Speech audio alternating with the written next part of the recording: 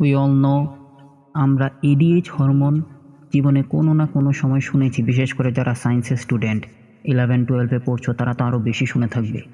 এখন আসো, এডিএইচ হরমোনের নাম কেন এডিএইচ হরমোন, কেন এটার নাম অ্যান্টি ডাইউরেটিক হরমোন করা হয়েছে আমরা পড়ে নিই।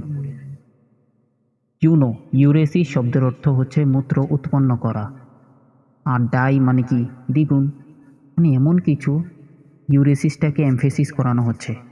ইউরেসিস মানে মূত্র উৎপন্ন, ডাইউরেসিস মানে কি বেশি বেশি মূত্র উৎপন্ন, কিন্তু অ্যান্টি কথাটা দিয়ে এই জিনিসটাকে বিপরীত করা হয়েছে। তাহলে এই হরমোন কি করবে? মূত্র বেশি উৎপন্ন হতে দিবে না।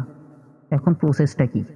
এই হরমোনটা রেনিন নামক আরেকটা এনজাইমের প্রভাবে posterior pituitary of the brain থেকে ক্ষরিত হয়। ক্ষরিত হবার পর সেটা রক্তের মাধ্যমে বাহিত হয়ে কিডনিতে চলে আসে। কিডনিতে চলে এসে সেটা মেইনলি কাজ করে হচ্ছে কিডনির নেফ্রনের ডিস্টাল কনভলিউটেড টিউবিউল বা দূরবর্তী পেঁচানো নালিকায়। সেখান থেকে মিনারেলস, ইলেকট্রোলাইট বা আয়ন যেটাই বলো, সেটা রিঅ্যাবজর্পশন বাড়িয়ে দেয়।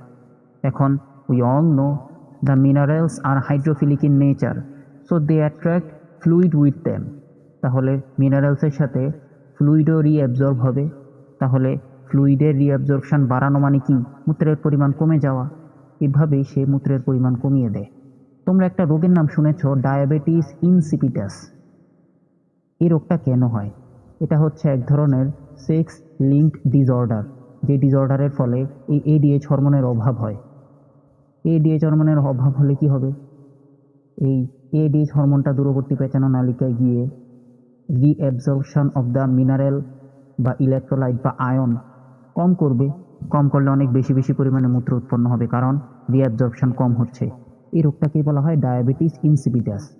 এখন তোমাদের প্রশ্ন আসতে পারে, এই নামটা কেন করা হয়েছে?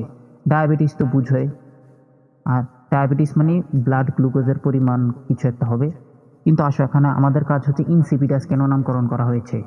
সিপিটাস শব্দের অর্থ সুগার, ইন মানে নেগেটিভ কিছু, তাহলে এখানে মূত্রের মাধ্যমে সুগার মেইনলি যাবে না।